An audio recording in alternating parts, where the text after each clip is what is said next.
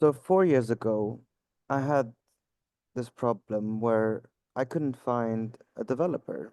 I had some cash, but I needed someone to help me develop my application. And so I went online and I started to work with Edmund Ebeyerin in Nigeria. Straight out of university, first job, and this turned out to be a door opener for Edmund. 1 year later, Edmund, after having worked with me and several other companies, he was earning $40,000 per year working remotely from Nigeria. And this got me thinking, is this just me? Turns out it's not. As much as 95% of tech managers would agree that it's hard to find talent. And they're paying $185 billion in IT recruitment alone, just as a fee to find great talent every year.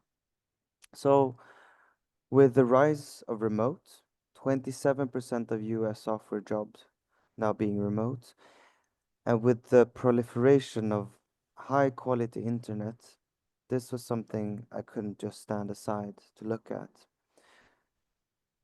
But there's a final piece. And so when I met Moses and in Kidus, we went and visited Kagumo High, that some of you might know, and we met Buten Maina, brilliant, top of his class, with excellent grades, but he could not afford that level of education that you would actually need in order to meet those global standards. And it's not just Buten.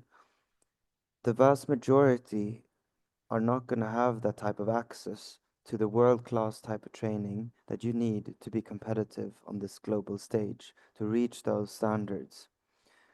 So we realized that we need to do more than just provide, some courses online. We need to give Buten and his peers a full experience that gives them that level of exposure and skills. So over the past 2 years now, we've been able to work with companies here in the US, in the UK, in Europe, and giving the brightest in Kenya, in Ethiopia, and soon also Rwanda opportunities that are unheard of. Buten Maina is today providing for his entire family. Several of his peers are able to earn and buy their own laptops even, and I've been told that some of them contribute to the school fees of their younger siblings through their work with us. But I view this not just as a thing for you who are here, who made us this far, to enjoy yourself and make it. No, this is a bigger vision. This is about breaking the stereotypes and showing the world that there is talent.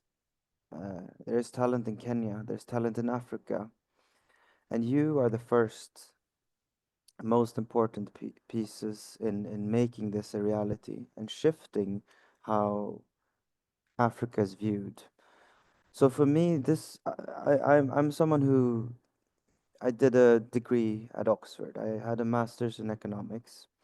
I had many choices of things that I could have done, but what I realized is that I am ultimately driven by wanting to see people succeed. I chose to do this after my own degree because I believe that talent is everywhere and opportunity is not. I believe that we live in a world that's unfair, and so that those of us, myself included, those of us who have been given a lot and given a lot of opportunities, we owe it to the world to give back. That said, we have high expectations of you because you are the first to carry the banner of your country. When you go out, you're not just viewed as yourself, You will be viewed and put to a higher standard than anyone else because of the biases that exist and because it's not heard of. African developers, not something that people really think about. So we will put you to a high bar. I will expect you to be on the same level as the people I studied with at Oxford, the people I interact with who are at the world's leading companies, at the Googles of the world. And you will soon, or today, you will hear from some of these individuals. With that said, I'm going to give it back to Moses to continue and share a few words about what we expect from you and what it actually means to be a directed scholar. Thank you so much.